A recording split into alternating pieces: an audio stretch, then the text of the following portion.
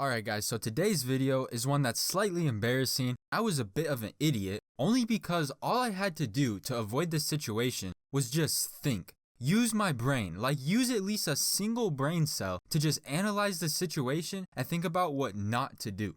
So this happened at the end of my sophomore year. I was 16 and it was the second to last week of school. And in most classes on the second to last week, you're not really doing much of anything except maybe just having study time for whatever test you're about to take. So basically nothing. So it was one of those days where you go to every class and don't do anything. Well, you're supposed to be studying for your finals, but realistically, I don't know how much of that was actually going on.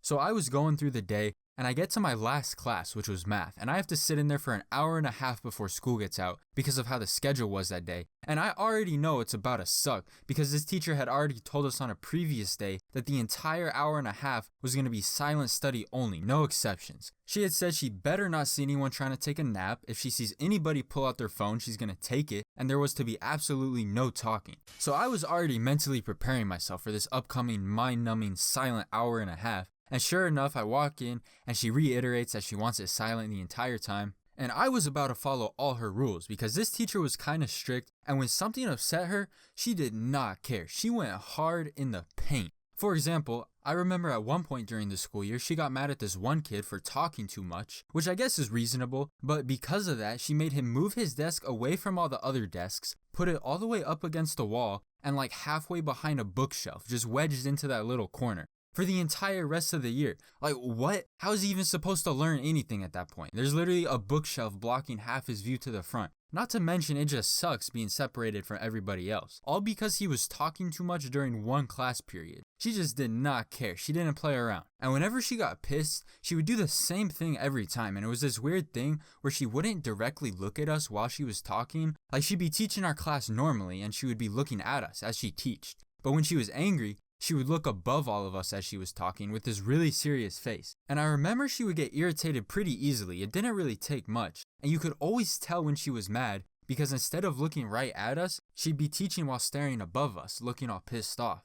So I walk into class and I already knew she wasn't in a good mood right when class started because she was doing the whole look above our heads as she spoke thing. So I'm just trying to mind my own business, prevent any conflicts. And then I was surprised when class got about halfway done and she showed a little bit of kindness. She's like, look, I don't want to force you guys to be silent anymore. So if you guys keep it quiet, you guys can talk to one another and work together. But then she says, if any of you get too noisy though or mess around, I'm going to take away the extra credit points I gave you guys earlier and your grades are all going to drop. Because she had just given us a few extra credit points to help us out at the end of the year. And it seems like every time a teacher says, oh, you guys can talk, just keep the volume down. Give it like 15 minutes and the volume never stays down. And after a little bit, the group of people I was sitting with start messing around, just trying to make the time go by faster. And one of them makes a paper football and they start tossing it around on the desks. And my one friend is like, yo, if she sees us playing with a stupid paper football while we're supposed to be working, she's gonna go off on us. And then the kid that made it is like, nah, it's fine. There's like 5 of us. Everyone just gather in a circle around the desks and she won't be able to tell what's going on. We'll just pretend like we're working if she stands up and walks around. So we start passing it and flicking it around. And at one point, being the big baller that I am, I score a touchdown. So my friend on the opposite end of the table was like, all right, kick an extra point now. And it was only like 2 desks pushed together, so it's not that far that I had to kick it. A light flick would work just fine here. So he makes the goalpost with his fingers, and I go to kick it, and I don't know what I was thinking, but I flicked the paper like a complete crackhead and hit it way too hard. And the teacher, she's just sitting at her desk in a straight line directly behind my friend holding up the goalpost, just minding her own business, grading papers or something. And when I flicked it, I did hit it really hard, but I still have never seen a piece of paper fly so far in my entire life. I don't know what happened, but it flew past my friend, over the group in front of us, and at this point, the way this thing was traveling, you would think it caught like a wind current or something, because it then got propelled all the way over to her desk, and one of the pointy ends hit her right in her face between the eyes, just dead center. And you would think I would have noticed, like, oh, the teacher who was already in a bad mood is in the direct path you were about to flick this folded up piece of paper with sharp corners. Your one job is to not flick it like your finger is on steroids and send it flying into her face. But of course, I do the exact opposite of that and send it flying into her face. And when it hit her, she immediately stops writing and drops her pen, but doesn't move, just keeps staring down as if she's thinking about how she's gonna end the career of whatever kid just threw that at her.